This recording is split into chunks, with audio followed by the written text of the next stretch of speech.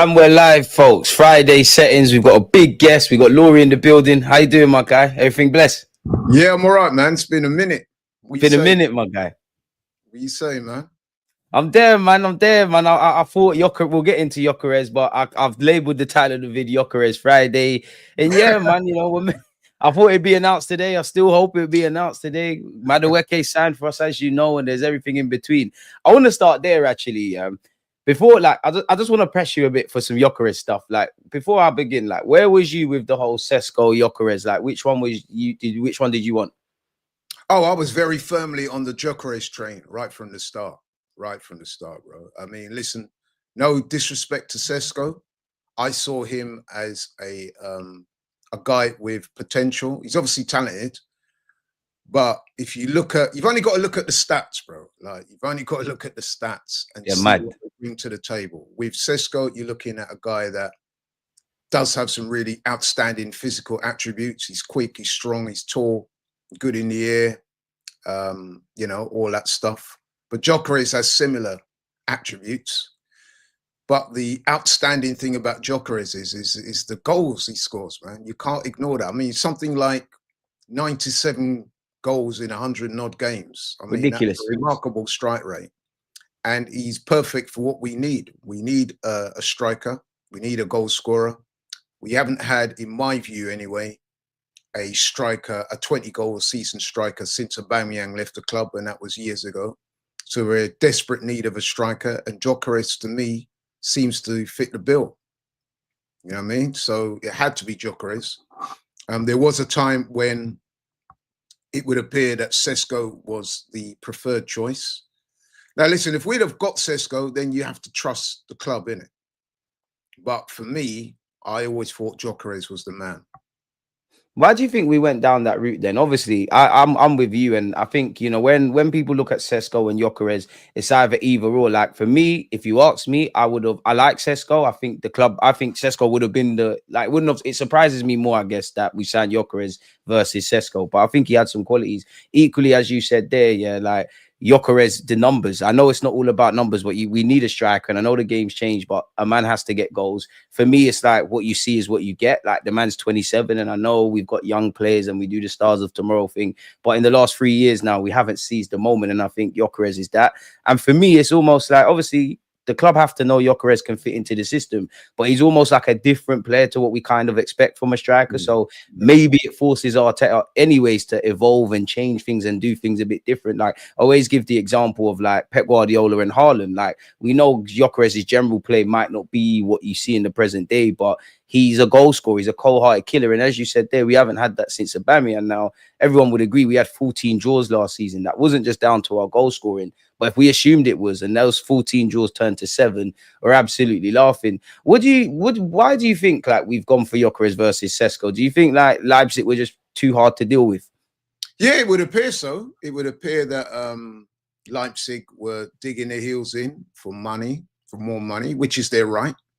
But I think that unwittingly that may have worked in our favor, because I do think that Gyokeres is the better striker. I mean, I've got to be honest, my initial first choice, as indeed many, I'm pretty sure you were the same, I wanted Isak. But My knees the same. Yeah, so Isak would have been my first choice. I really admire Isak.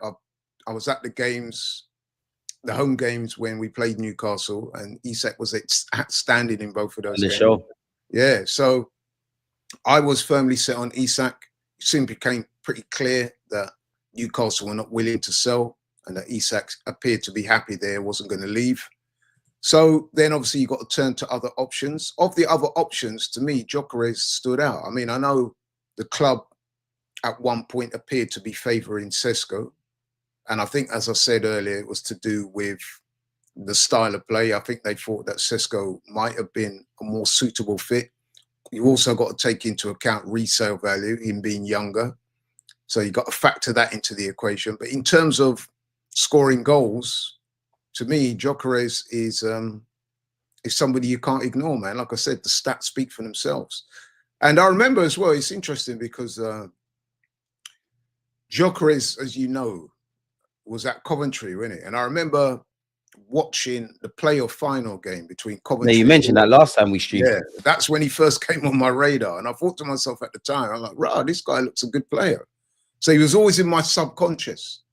And then obviously when we got linked with him, then I started to observe him more. I mean, I see him in the Champions League. Remember that? Against City, got a hat trick And there. against us. Yeah, and against us. I mean, okay, he did score against us, but he looked lively that day, man. You know what I mean? So, yeah, he's a good player, man. I'm sure he'll do well. I can't wait for that signing to get done. I mean, I don't know what the hold-up is at the moment, but I'm pretty sure it will get done soon. I hope they get it done so he can go on the pre-season tour next week and get things moving, man. We need to get things up and running. I've got to ask you then, like, why do you think it's taking so long? Because I think it was like 2 weeks on Sunday, like David Ornstein, all those credible journalists spoke, and everyone knows it takes forever to do business. And it seems like Gyokeres' agent, and Sporting, they're all kind of going through the motions themselves. And then you throw in Arsenal. Like, why is it taking so long? And does it fill you with any nerves that it might not get done? Right. So I think initially the problem was sticking points over money. And then I think what it is that there was apparently some reneging on a release clause. And Gyokeres wasn't happy. He fell out with the chairman. Well, he's still falling out with the chairman. And there appears to be some little minor details over the last few bits of the contract, some add-ons and various other things I'm hearing. But I'm confident, or we're hearing, that it should get resolved soon.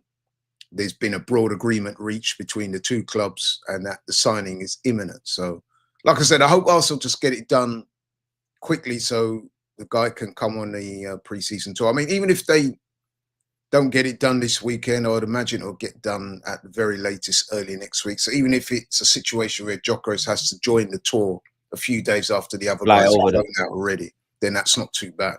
But I would hope they'd get it done sooner rather than later. And then we can, like I said, man, start prepping for the season. Because we've got a big season ahead, as I'm sure you are aware. Oh, you look at the first. I mean, you look at the talking points around Arsenal and the need to deliver anyways. And I don't know for internal, but externally, I think even the most loyal of Arteta supporters, like it's getting over the line in some capacity, getting some level of a trophy. So I think we need to go and get it done sooner rather than later. As you've been alluding to, like the quicker he's in, the quicker fans can be careful and just relax. The quicker he gets up to speed with Mikel Arteta and his system. I want to ask you a couple of questions on Gyokeres, because I had some, like a few days ago, I had a couple of other content creators, and I don't know if you share this level of thought, but some say he's a better signing, he's a better striker than Isak. Like, where are you in that? I think that's a bit mad, but where are you with that one? Well, I guess you can look at it two ways. In terms of talent, I think, to my opinion anyway, in my humble opinion, Isak is the more rounded footballer. He's the more talented footballer. But in terms of sheer goals, which, at the end of the day, a striker's currency is goals. That's what they judge on ultimately. You would have to say that Gyokeres' numbers are more impressive. Now, obviously, you've got to throw the caveat into that he's been scoring those goals in the Portuguese league, which, no disrespect, is not as strong as the Premier League. That being said, though, listen, if he even gets half the goals he got for Sporting for Arsenal, that still takes him above 20 for the season. And to get 20 in the season in the Premier League is no mean feat. You know what I mean? So, and if he gets 20, you can bet your bottom dollar that Arsenal will be there or thereabouts when it comes to the title. Because, as you quite rightly pointed out, Deluded, 14 draws last season. I would say that the vast majority, I haven't fine-tuned the stats, but I would imagine if you went back and look at those 14 games that we drew in, I think odds on we probably had the most possession in those games. We probably created the most chances in those games.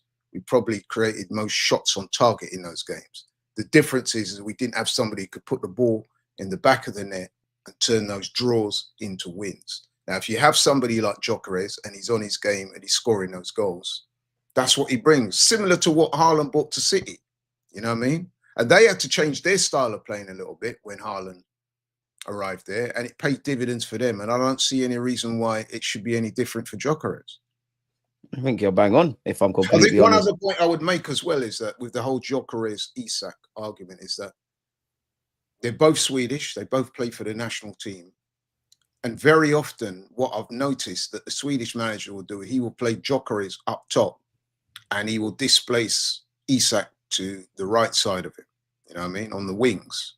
So in a way, that tells you that the Swedish manager feels that Gyokeres is the better option through the middle. That's not to, you know what I mean, minimize Discredit what Isak. Isak doing. He's obviously trying to accommodate them both, but he he puts Gyokeres through the middle. So that tells you a lot in terms of his ability and status as a number 9. So yeah. I've got to ask the obvious question. You touched on the Portuguese goal front there. Like, obviously, you believe in Gyökeres, but is it a concern though? Because people always throw the Portuguese league, as you rightly said. Even if the exchange rate from Portugal to England don't correlate, and he gets even half 20 goals, we're laughing, assuming Saka and everybody else chips in.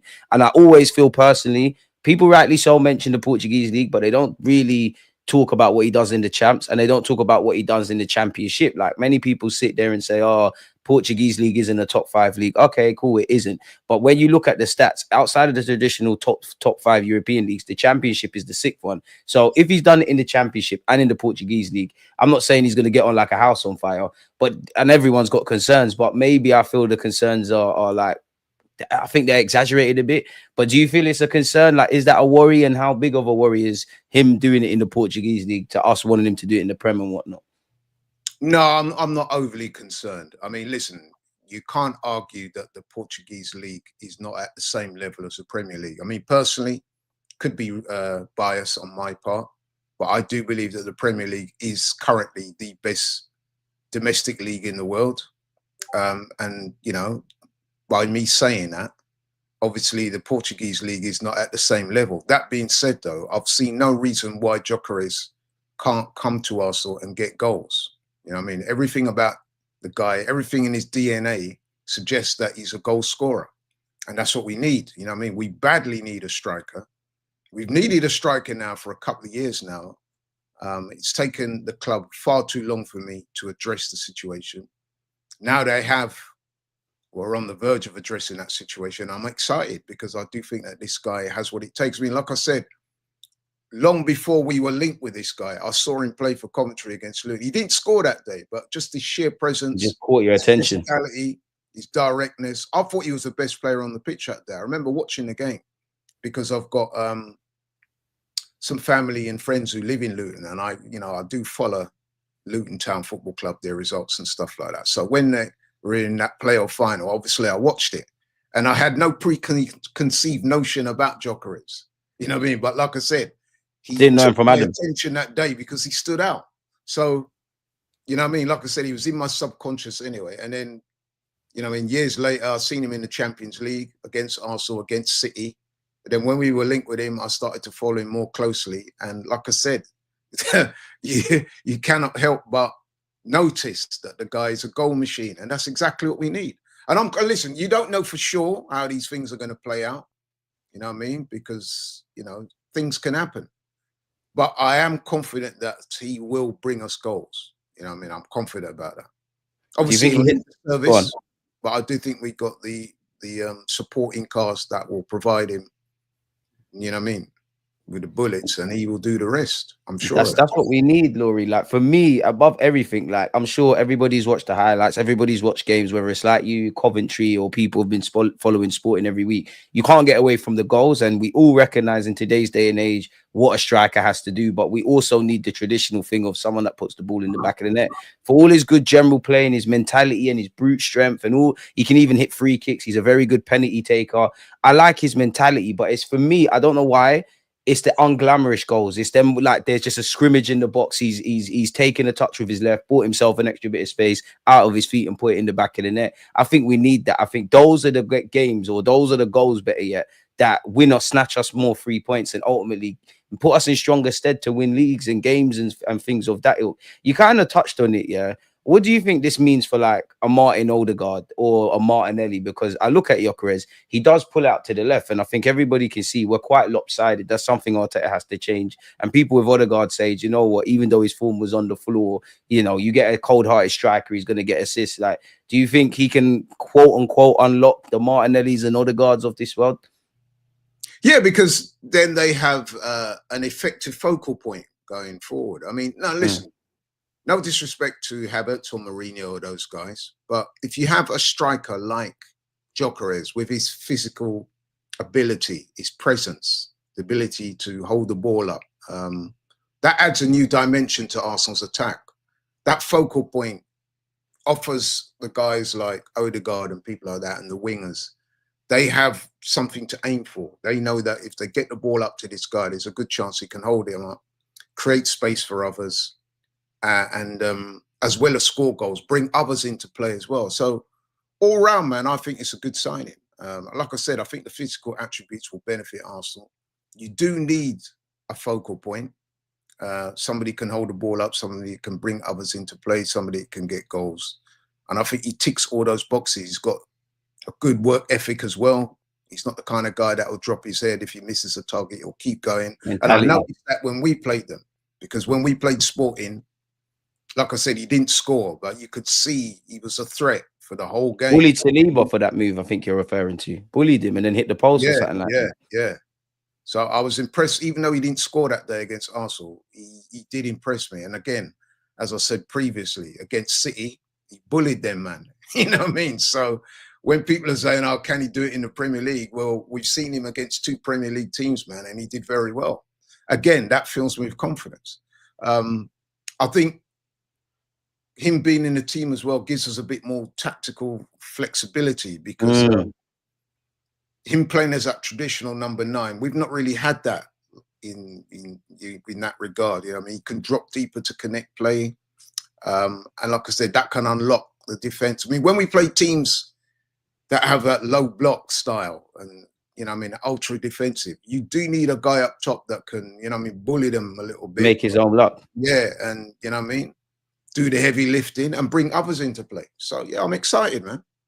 I got to ask you as well, like, I know every footballer has weaknesses. I think that even if Gyokeres has weaknesses, I think the pros are outweighed by the cons. But there are some people that nitpick and they do mention, you know what, he's 6 foot plus, he is a brute, he doesn't header enough. Like, where are you at with that? He doesn't score enough headers. And I think even in his interview, he said, that's something I can improve. Me, I don't really care. We got a number of players that can score headers if they want. But the man's got 97 goals in 102 games, right? And if he didn't even score 1 header, does that matter? I mean, like, at the end of the day, obviously you want every player should be able to head the ball, regardless whether you're a striker or not. So, okay, his heading may not be as good as some of the other aspects of his play, but at the end of the day, deluded. As I said before, a striker's currency is goals. When a man's scoring goals, we don't fine-tune the stats to see, oh, how many headers and how many went in with his left or right or stuff like that.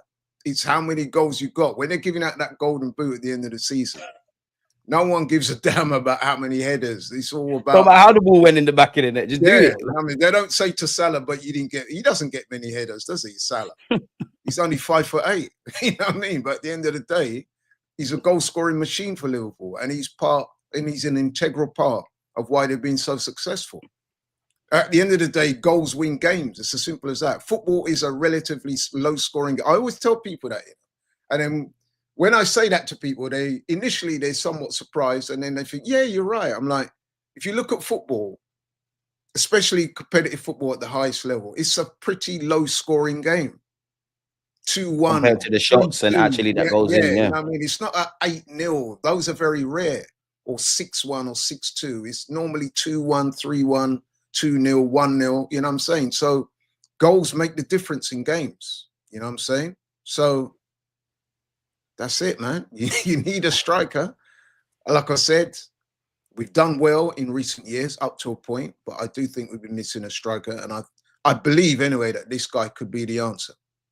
Exactly, and I think he could be the answer. Obviously, if it doesn't work, we just go back to the drawing board. I just feel he's got all the tools. It's just down to him to get up to speed with what Arteta wants. And simultaneously, I think there's a lot of things Arteta needs to do tactically to evolve. I think we could move the ball quicker. I think we could be more of a threat from central areas. I think we need to be less lopsided. I think it's more in-game management now for Arteta. Like, if you want to do the inverted left-back thing and all the stuff that we start games with, great. But if it goes left, can we pivot? And that's where Gyokeres or anyone else we bring into the game can help us.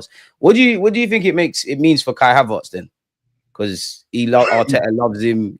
Yeah, to play with him might get dislodged. Where you at with that? Actually, I mean, does he put him back into midfield? Does he finesse the starting lineup so that he's playing both of them up top? I've heard that being suggested. So yeah, it'll be interesting to see how that plays out, because like you said, Deludi, it would appear that the manager does have a healthy respect, shall I say, for Kai Havertz. So listen, but you know what it is? He's got options, isn't he? Because he can play Exactly. Havertz up top. He can play him alongside him. Mourinho, we've seen, can do a job up there as well. And of course, we've got wingers that can, you know what I mean, play up top as well. I'm not saying playing in the number 9, but you've got the false 9 argument as well. So at the end of the day, man, the manager's got options.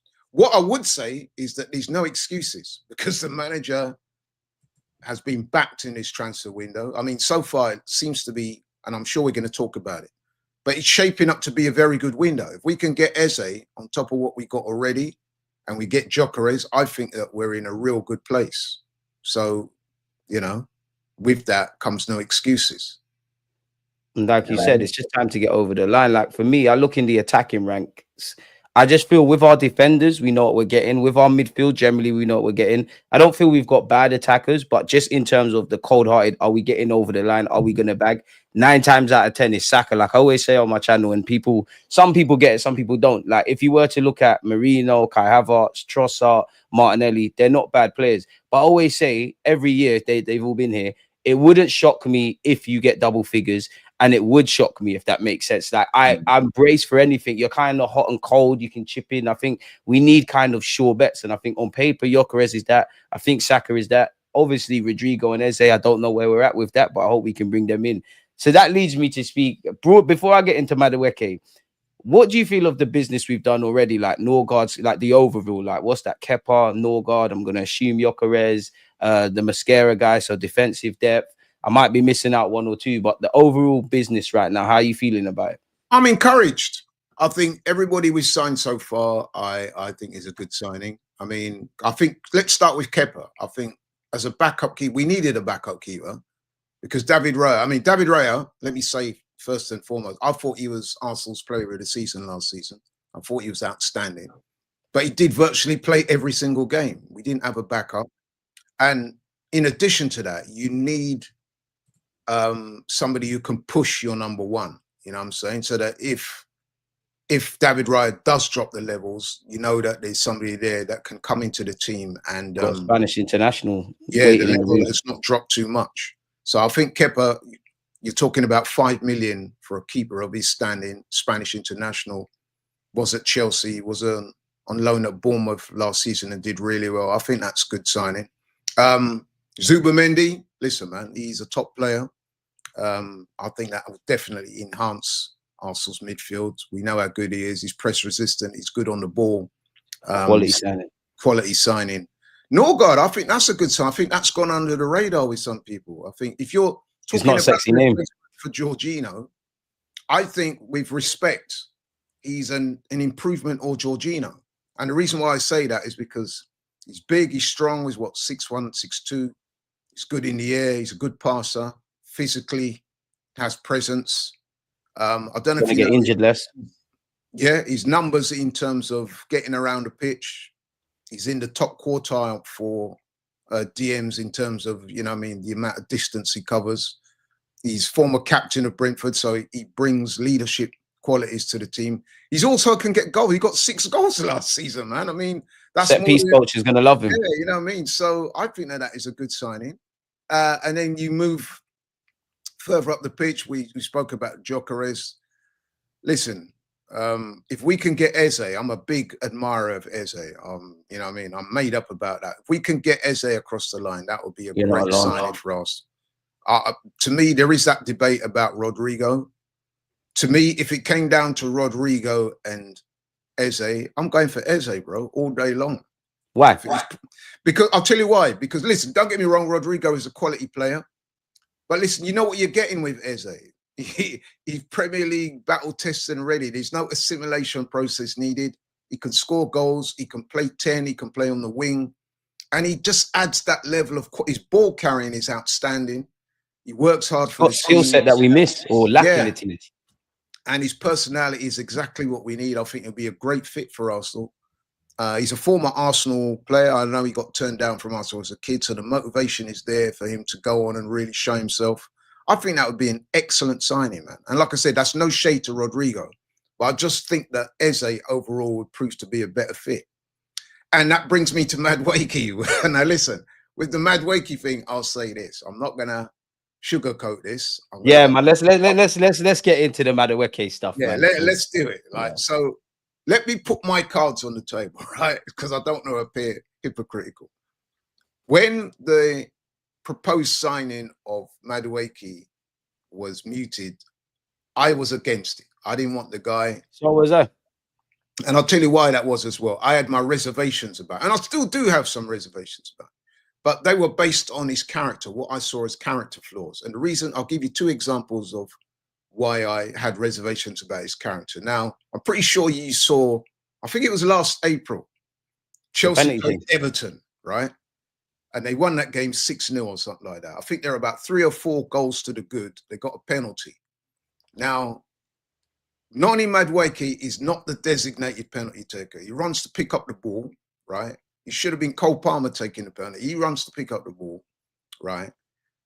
Nicholas Jackson now, he gets involved. The 2 of them in some undignified, unedifying scramble over who's going to like school kids. Yeah. When it should have been Cole Palmer taking the penalty. In the end, the captain at that time, Conor Gallagher, had to come and wrestle the ball out of Madueke's hand. He starts having a go at Conor Gallagher. The whole thing was just horrible. It was a horrible look. And I was like, rah. And don't forget, at that time, we had no... yeah, there was no correlation between Madueke and Arsenal at all. But I looked at that and I thought, rah, what are these men doing? Like, come on, man. It's embarrassing. To the point where afterwards the manager said, like, was it Pochettino, isn't it? He said, look, I was outraged at that. This cannot happen. I'm going to discipline him. So that was one strike, yeah? The second strike was, I think it was December last year. New manager, Enzo Maresca. Madueke is in the team. He's doing his little thing. He gets dropped from the team. Enzo Maresca comes out publicly, criticizes Madueke and says, look, this guy, he needs to do more in training. His attitude is not right. Well. Yeah. So I'm looking at that, I'm thinking, right, so hang on a minute. So you're fighting over a penalty when you're 4-0 up. Yeah. And now your manager, a different manager now has come into the club and he's saying, oh, your attitude is questionable. So when I see these things, I'm like, right, like, you know what I mean? So when he got mentioned with us, which by the way came out of the blue, I'm like, nah, I don't want this guy. I mean, don't get me wrong. He's always been a good player. I've always seen he's a good ball carrier, a good dribbler. You know what I mean? He's got pace and stuff like that. He's a good winger. He's got some tools to his game. Yeah, definitely. And don't forget, he forced his way into the England team, which is a good look for him. And so we know he has ability. But I had question marks against his character. If you're trying to do what we're trying to do at Arsenal, which is to build a team of champions to challenge for major honours, you need to have guys with what I call the right mentality, the right mindset. Players arguing over a penalty when you're 4-0 up against Everton at home, I just thought that was an idiot team. You know what I mean? And then, like I said, you've been called out by 2 managers over your attitude. So I'm thinking, do we really want someone like that at the club? No. Also, I'm thinking to myself, well, Madueke's a right winger. He's very left-footed, by the way, but he says he prefers to play on the right wing. We got Saka there, we got Gy&ouml. Why do we need another? We should be focusing on the left wing. So all those things, I was against the signing. Anyway, fast forward, that being said, the club, they appeared to want him.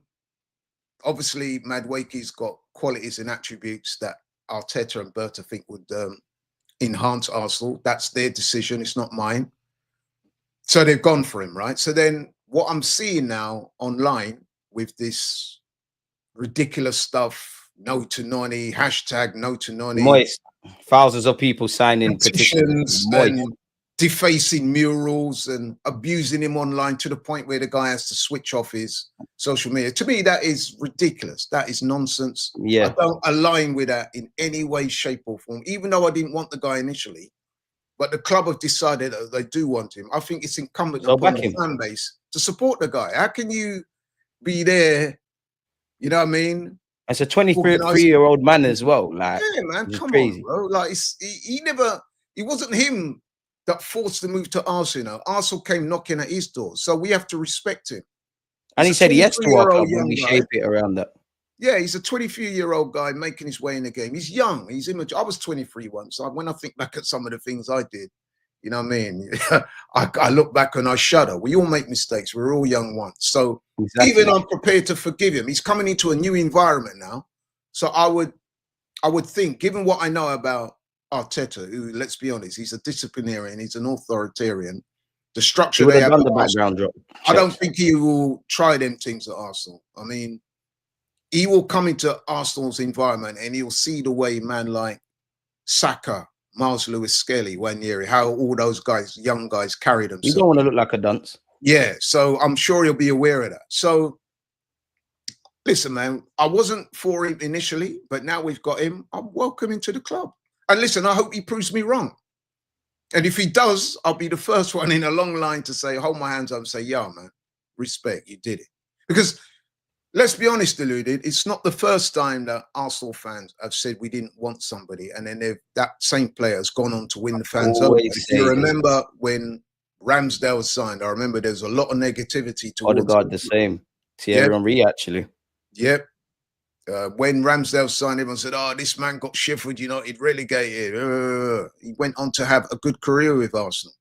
Same as, even when we signed Havertz, the same, okay, Havertz is still divides the fan base, but compared to the negativity when he first come, Chelsea reject, he's never won some people over. Yeah, but he's been, by and large, he's been accepted by people at the club, regardless of, you know what I mean, whether you think he's still good enough or not. David Raya, remember when he came? A lot of people said, yeah, why do we need him? We got a goalkeeper. We don't need him. You know what I mean? And look, David Raya is has been really good. Like I said, for me, he was Arsenal's best player last season. So we should afford Madueke the same level of respect. Give the man a chance to show what he has and judge him on that. All this nonsense, all this other stuff, defacing murals, petitions, no to nonny, doing too much, man. Way too much, bro. Disrespectful. And I'm not with that, bro. You know what I mean? Give the man a chance, wipe the slate clean. He's coming into a new environment. You know what I mean? People behave differently in different environments. So what he did at Chelsea, I doubt very much whether he'll be allowed to get away with that at Arsenal. I can never see him fighting with Saka for a penalty at Arsenal. Could you? I can't see. No, you can't. Listen, if you do that, then you need to come out of the club. Like, obviously, it's a natural concern because Poch has had his little question marks about him in training. The other manager, Maresca's had that. I'll put it down to, you know what, maybe you're in your early 20s. You don't really know how life works. You take everything personal. I think with the way he's been now, sometimes, as you know, you might be doing everything well in training and on the pitch, and you're as a young kid, you might be vexed because you're doing everything, but you're not playing. Now you've probably learnt with maturity playing at a big club that it might not have anything to necessarily do with me. Now, Mikel Arteta and Arsenal, they've probably done their character. Well, they have to have done their character references if they've obviously progressed to signing my man. So that's good.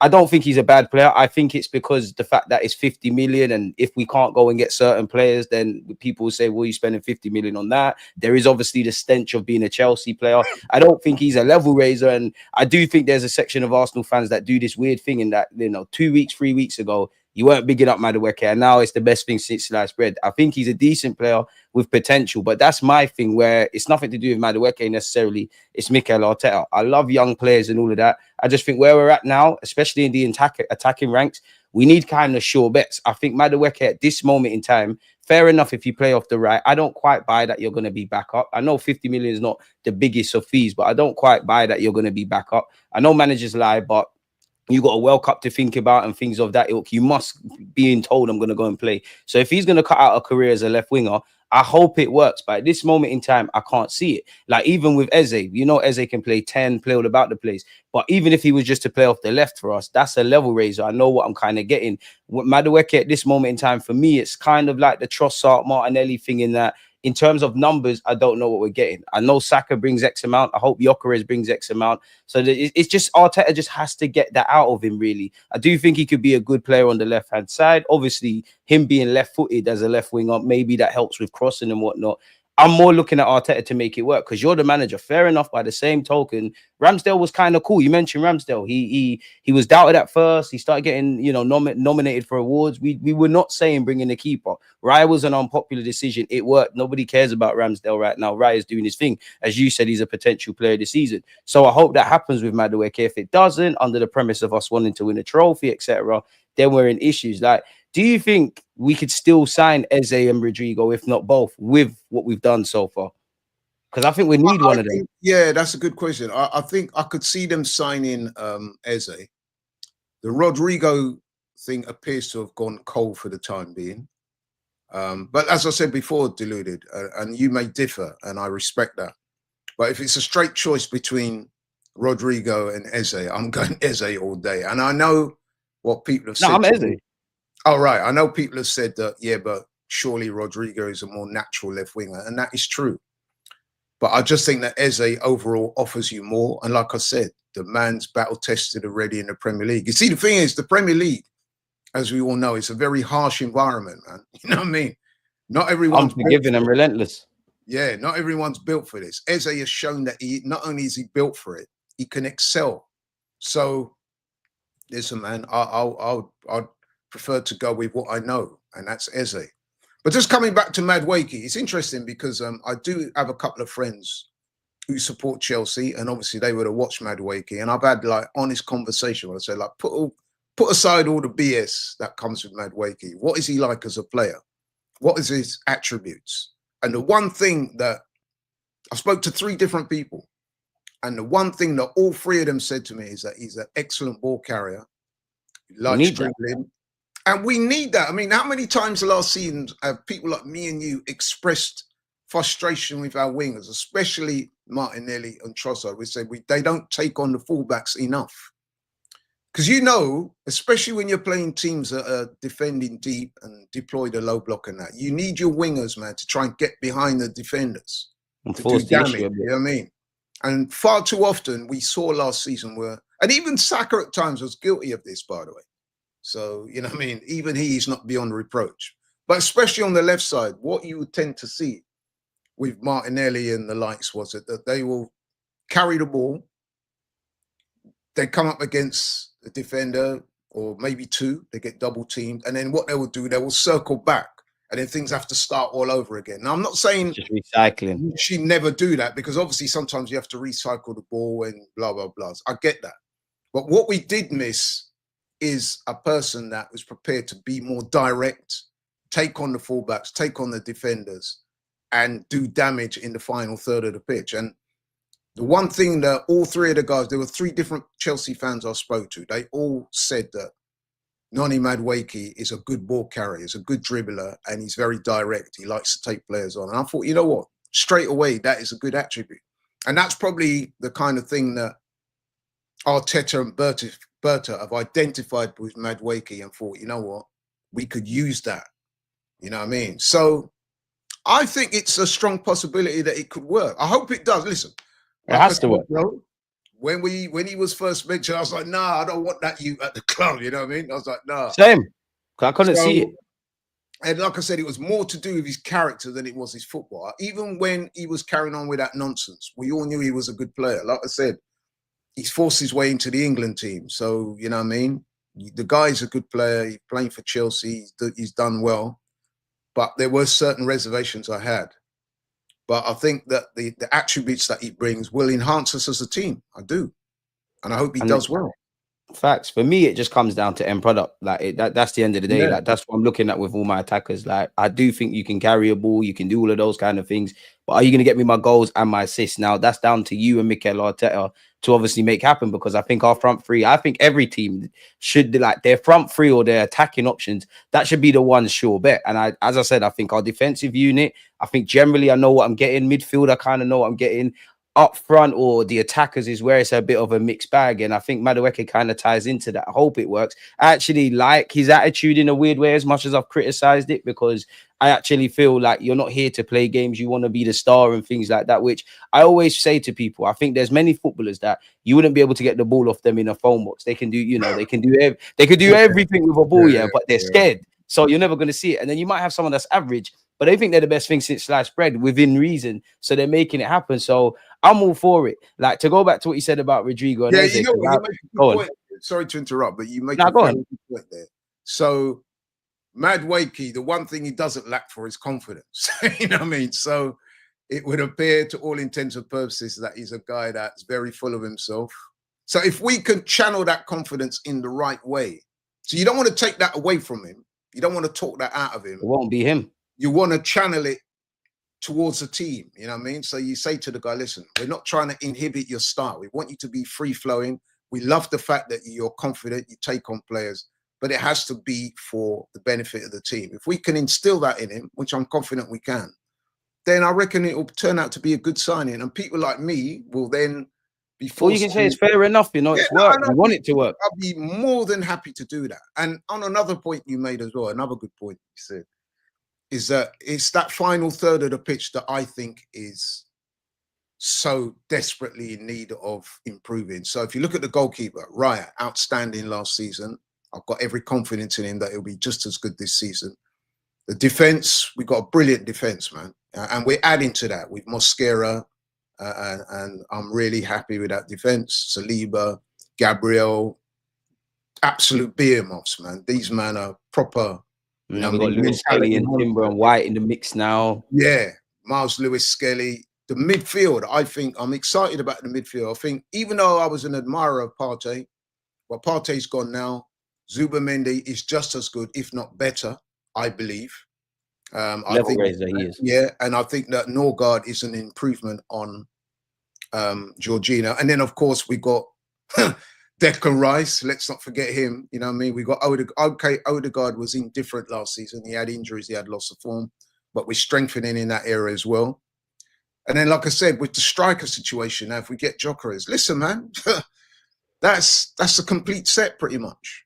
Go and get it done, Mikel Arteta, because that's everything. Because and I feel one thing I'll give the club, like whether I like all the signings or not, maybe it's because we've left it too late. Maybe I shouldn't praise the club for it, because between January and the summer, we should have done it, but it will fit it, provided all the dominoes fall into place. I might be able to criticize certain individuals, or I might not like Madueke or think he's the answer. Is Norgard an upgrade on Jorginho's a debate? But it feels like it's the one season where you would have addressed all the preseason, sorry, where you've addressed everything that needs to be addressed. In previous years, we might know we need a left winger, whether that's going to be as a Madueke, Rodrygo, or whatever, and a striker, but we might buy one of the two. So we've done it all. I just want to feel like we've controlled the controllables and we can go out there and do a thing, if I'm honest with you. But I would say this, with Madueke signing, I do think there's more of a pressing need, at least in my opinion, beyond the obvious, to bring Eze to the carpet, purely because I can see how you're a level raiser on that left-hand side. As much as Madueke might have experience and potential and all of that, he's going to go through moments. Like, we're not just going to have him for a couple of weeks in pre-season and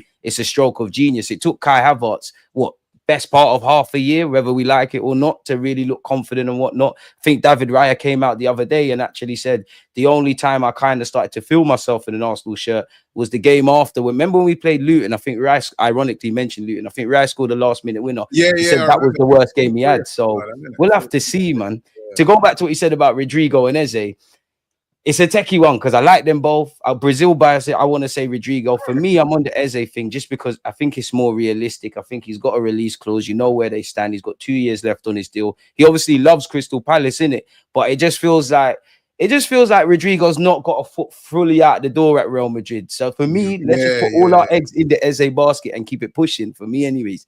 Yeah, absolutely. And with Eze, you get the feeling that he really wants to come to Arsenal. So that also is a big plus for me. When you got a player that is openly saying, look, I want to, you know what I mean?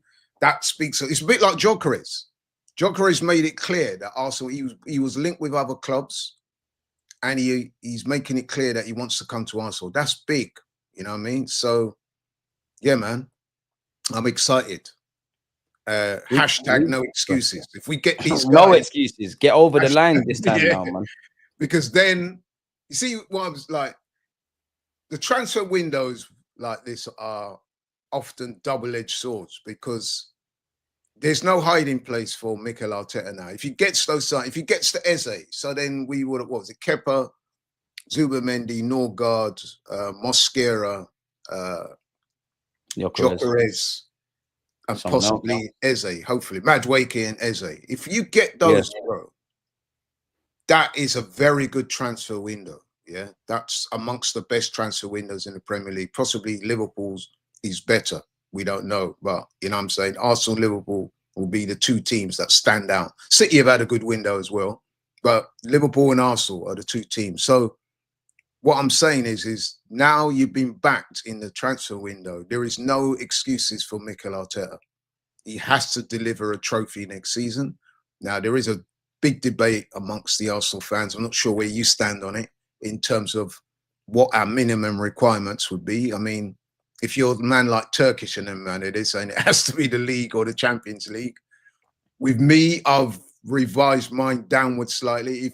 Even if we get a domestic trophy or two, a good run in the Premier League and in the Champions League, I would possibly take that. I don't know what you think.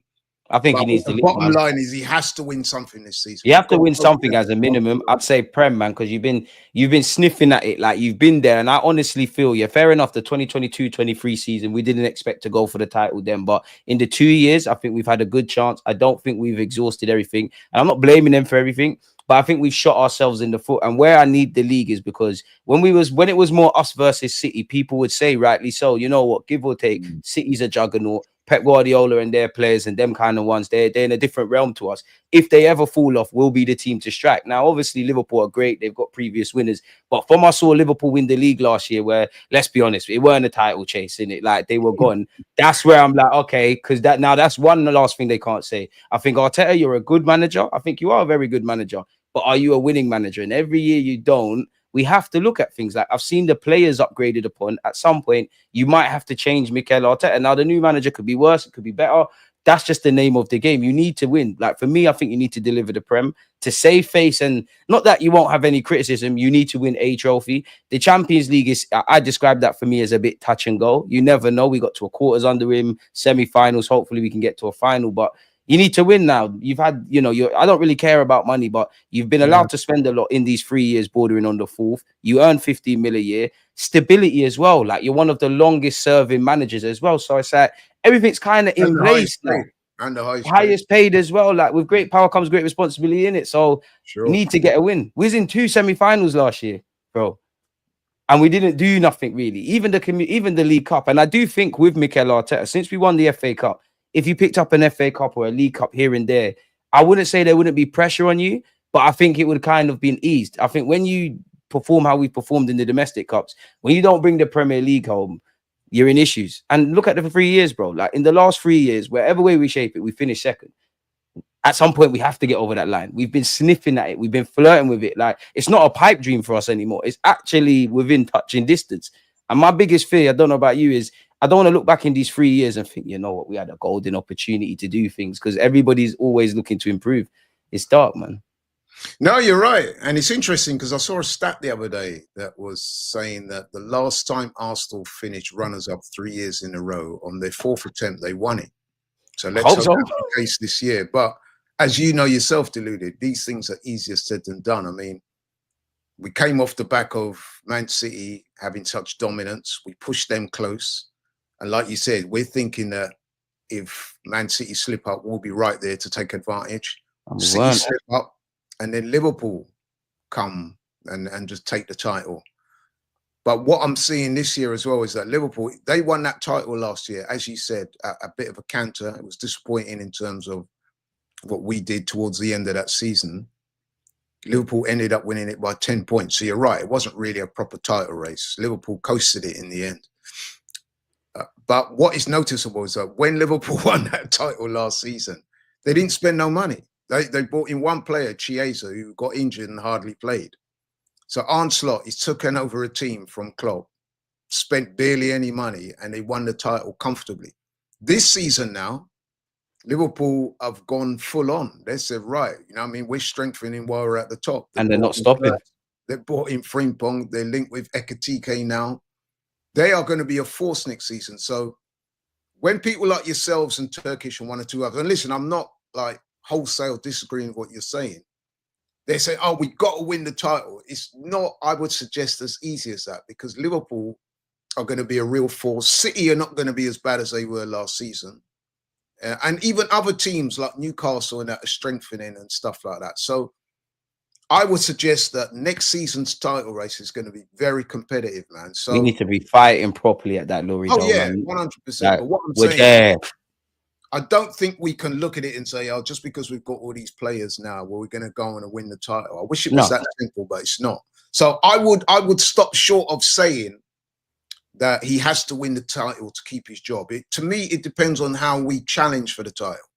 He's not going to lose his job, Laurie, though. Kroenkes are Yeah. not sacking Donny for that. Yeah, I hear that as well. I don't think the board is. If there's no bums on seats, that's a different kind of settings. Yeah. I mean, listen, if we tail off and, you know what I mean, the God forbid, performances are faltering and we're losing games and blah, then yeah, there is a question to be asked for 100%. But I think if he can secure a domestic trophy or two, or, you know what I mean, something like that, I think that will keep the majority of the fan base just satisfied enough to not, you know what I mean, openly call for his head. Although I do understand that there will be people like yourself, like the likes of Turkish people like that, say, nah, man, he's got to win a major now.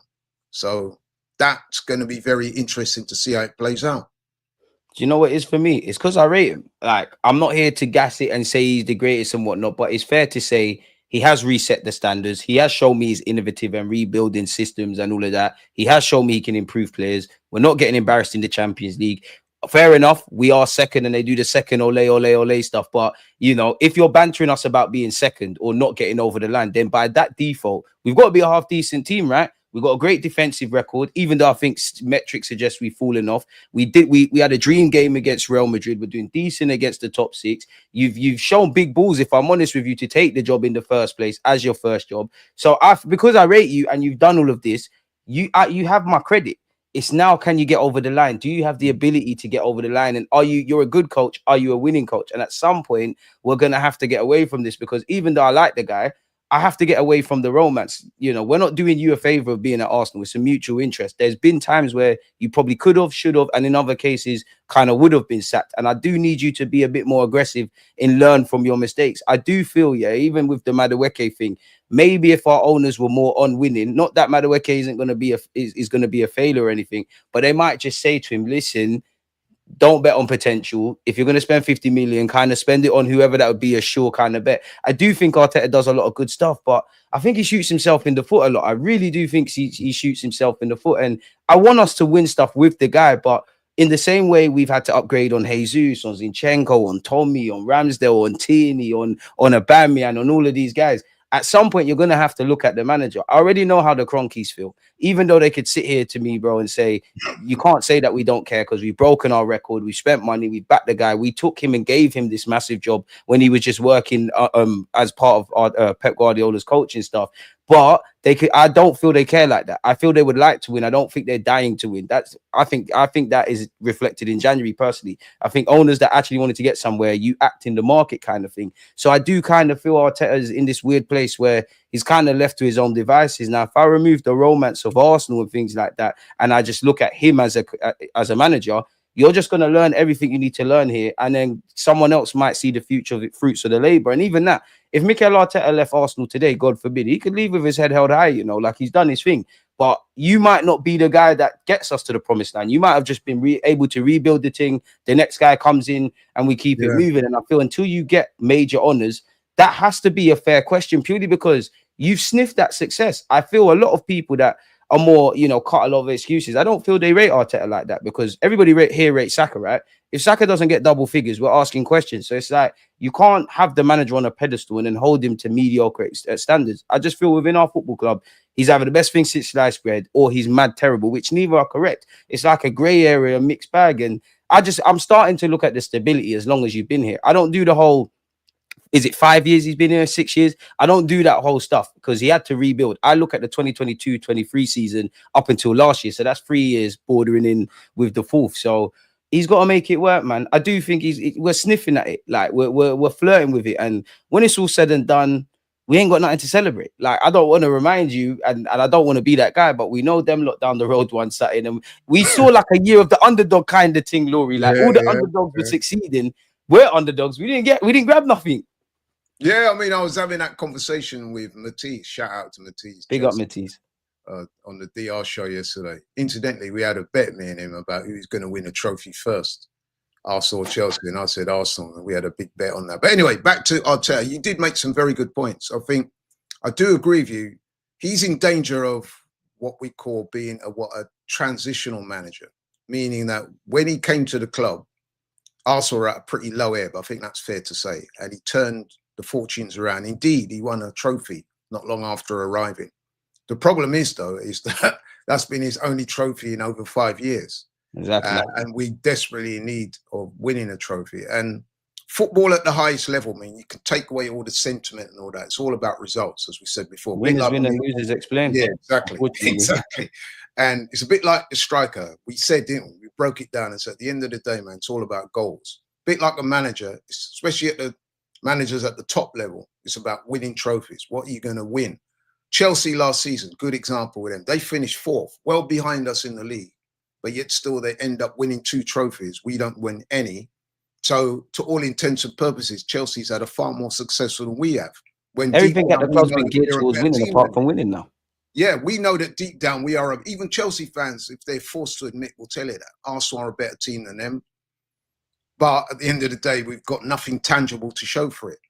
That's why I said that with these signings now and the period we're in as a club, we simply have to win something this season. I know that sounds a bit harsh, but the pressure really is on Arteta this season. The players deserve it, man. Like, yeah, and that's why I said hashtag no excuses.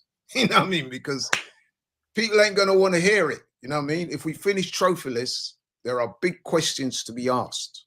You know what I mean? You can't say you haven't got a striker. We've got a striker. You can't say you didn't have a left winger. We've got the left winger. You can't say you've not improved the midfield. We've improved the midfield. You can't draw out Edu because Berta's come in now. Exactly. There's nowhere to go, bro. It's just bang. You've got to see make it happen now. As the Americans say, you've got to show me something. You know what I mean? So exactly. Very interesting season coming up, man. But I do think that we certainly got the capability. It's just down to the manager and the players now to do their thing. And that's it. Like, you've got to do your thing. And to answer this on screen, DG, how can he go with his head held high? I've maintained. I just like to think I'm a fair man. I'm never gonna make out Arteta's been amazing because I haven't seen amazing stuff in terms of the champs and prems, and we've won it all. But are we in a better position than when he walked into where we are now? If he left, we're in a better position. You could leave with your head held high. You fixed up the club in what you can do. You ain't been perfect. You know, you have done that. Like, you have done that. Like, I don't understand why we've got to take it the other way and act like my man's completely rubbish. He's definitely got criticism. No, you're right. Listen, I don't know where this kind of language with our fan base comes from, bro. No, I agree with you. I think if he left the club, he would still be held in high esteem. Listen, if I guarantee you this, right? If Mikel Arteta, for whatever reason, was to leave Arsenal tomorrow, by Monday, he'd be getting offers for other big clubs as well. The guy is very highly regarded. That being said, though, it you only care about what you do over here. It's a results business, bro. You know what I mean, look at Ancelotti in there, man. You know what I mean? Look what he's done in the game. They make it happen. Real Madrid dropped off. They got rid of him. Chelsea were going through managers like whatever back in the day. You know what I mean? I'm not on this Arteta till the wheels fall off. If you're not doing wheels fall off stuff, like Ange, them man down the road, he won a trophy. Their first Wenger trophy got run out for less, and he got sacked. So, you know what I mean? Some people would say that Arteta's led a bit of a charmed life. He has. You can't argue with that. You know what I mean? Two things can be true at the same time. You can be a good manager, but not deemed as good enough because you're not bringing trophies and silverware to the club. A club like Arsenal is a massive, massive club. I mean, I have this argument with people all the time. Oh, we're a big club. We've won more trophies than you. I say to those people, listen, that winning trophies is not the only criteria for a big club. If you look at Arsenal's fan base, they're standing in the world and stuff like that. They are a massive club. But what we need to do now to, you know what I mean, to really double down on being a big club is to bring those major trophies to the club, which we have to be honest, in recent years, we haven't been doing. Let's hope it all changes next season. I think it could do. And then people big up yourself, real youth, for the super chat. But that's again, like what Laurie said, two truths can be living in the same realm. He is in high regard. He wouldn't be short of offers. That's not me saying that to gas him and oh my god, Arteta can walk on water. That's just a fact. Equally, I only care about how good you are at my football club. And what I don't want to see is we're riding with you till the wheels fall off. You're learning what, because this is your first job and it's a great job to take. You're riding this wave. You're learning what you need to learn. For some reason, you walk away. You go to, I don't know, some random club. Oh, I did that at Arsenal. It didn't work. Let me do the opposite. And then obviously the opposite results being winning stuff. Like this is the realm now. You need to get over the line. I think even me, going back to what I said, Arteta has to win stuff because you've won every little player bust up you've had. Whether I believe Aubameyang was in the right or not, you've won that. You've got to rip up deals. You've got to do bare things now, innit? Get over the line. As I said, Wenger got run out for less. And I do think that's a valid claim. Like, you just need to deliver. That's all we all want now. Just deliver us stuff, man. Like, it's now time to deliver. We're spending mad money. Like, we're spending, like, we're buying Declan Rice and doing all these great things, being linked with Rodrygo and Eze. Let's get over the line now, man. That's just my thing. I want to ask you one. Go on. Arteta needs to prove if he can go from transitional manager to that next level. That's what we're looking at as Arsenal fans. As you said, you're quite right. We know he's a good manager. No one's saying he's not. But what we want to see now is him deliver trophies. And I think that is fair enough for us to expect that. And not only that, the level of expectation has been raised by two things. One, the fact that we've gone close in recent years. And two, the fact that in recent seasons, we have been spending money. We spent a lot of money in recent years. Now it's time to deliver the trophies. And that's why I'm excited for this season. I'm genuinely excited for this season because, as I keep saying, hashtag no excuses. The players come in, everything is in play. It's up to the manager to get the best out of the players. It's up to the players to perform at the levels so that we can win those trophies. And listen, if they do that, they'll become legends. So, you know, it is what it is, man.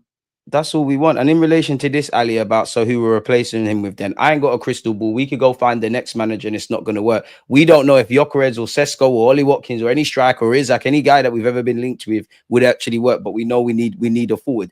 Actually, if you look at when we brought in Mikel Arteta, nobody was saying to get him. He was part of Pep Guardiola's coaching stuff. So by that rhetoric, there's got to be guys out there. And people say you can't sack him because who are you going to replace him with? What if Arteta woke up today and said, you know what, I don't want to be here anymore? You're going to have to find another manager. Yeah, it don't make sense, bro. Yeah, I always say to people when they come with that one, that's a bit of a disingenuous argument.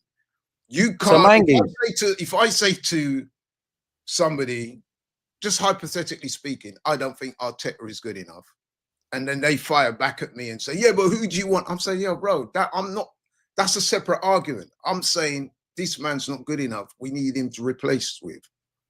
For you to then come back and say, well, who should I get? Okay, you could ask that. But if I can't give you 6 names, that doesn't mean to say that the other guy should stay. Because as you said, alluded, when Arteta come to the club, no one was real capping for him to become manager. He came out of the blue. He was a coach at Man City. You know what I'm saying? As one of your contributors just said there, who knew about Arne Slot before? Exactly. You know what I mean? So when people come back at you with, yeah, but who you replacing him with then? With respect, that's not really my thing. I'm just telling you that this guy is underachieved. If you're in a toxic relationship, you're not going to leave the girl because you don't think you can get other babes. It don't make no sense to me. Right? So I could give names, but that doesn't mean to say that the guy that's in a job and not performing should keep his job just because I can't give you 6 names who should take over. You know what I mean? Simple as that. That's the likes of Andrea Berta and them, man, to ask. You know exactly. What I mean? Exactly. So, and this is a relationship of mutual interest. Like Arteta is getting to learn on the job with some pressure, but not real pressure, if I'm completely honest, because he could have been out of a role, if I'm honest with you. We're not doing him a favor. He's not. Like, you're the guy for now. We are at a big club. Let's just win things. Laurie, I got one last question before I let you get out of this from one of my moderators. Yeah. Laurie, why then can't we give ourselves the best chance by winning? Sorry, Laurie, why then can't we give ourselves the best chance by signing the best players so we believe we have a realistic chance of winning the league or the Champions League? Others did that. Let me look at that again because it's a little bit cryptic, that question. Yeah. What I would say to that is, like I said before, Deluded, and I've been saying it throughout the show, I'm very satisfied with the business that we appear to be doing so far, especially if we can get Eze. If we can get Eze, then I think this has been a really good window. And given what we have already, on top of what we're getting now, I'm fully confident that we can win trophies and, you know what I mean, challenge for the major honors next season. I'm very confident about that. So, as I keep saying, no excuses. I think that we're in a Hashtag good no place. excuses. Hashtag no excuses. We are in a good place. And I'm confident that if everyone does what they're supposed to do, we will be successful next season.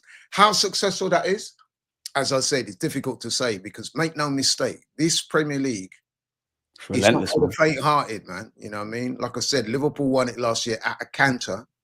And Liverpool, to their credit, you have to give them credit for that. They've not rested on their laurels like some clubs might have done. What they've done is said, right, they say in business, I'm sure you're aware of this phrase, you strengthen when you're at the top.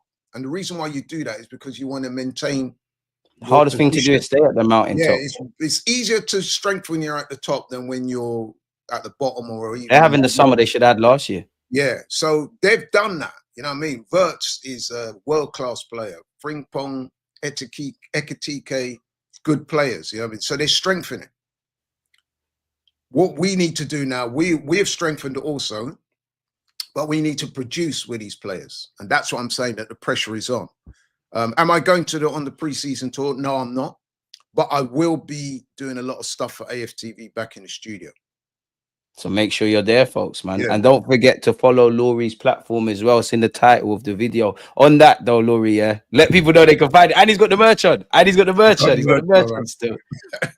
It's right there. NL Sports TV. I do a lot of football. I do a lot of boxing as well. I have fun with it, man. You know what I mean? It makes don't get me wrong. I love doing. Yeah, I love doing stuff on that as well. I don't do that much. That's for you young guys, the TikTok stuff. I hate TikTok, man. Like, I hate TikTok, if I'm honest with you. I find it weird. That's for a younger demographic. But listen, I love the AFTV stuff. I love the characters on there. We all got in really well. But we've all got our own channels as well. I've only just started mine. I'm building it. And it's going all right so far. Like I said, I do a lot of boxing as well. So, yeah, man. Yeah, I'm having fun with it, man. Who have I got? Usyk or Dubois? Dubois, surely.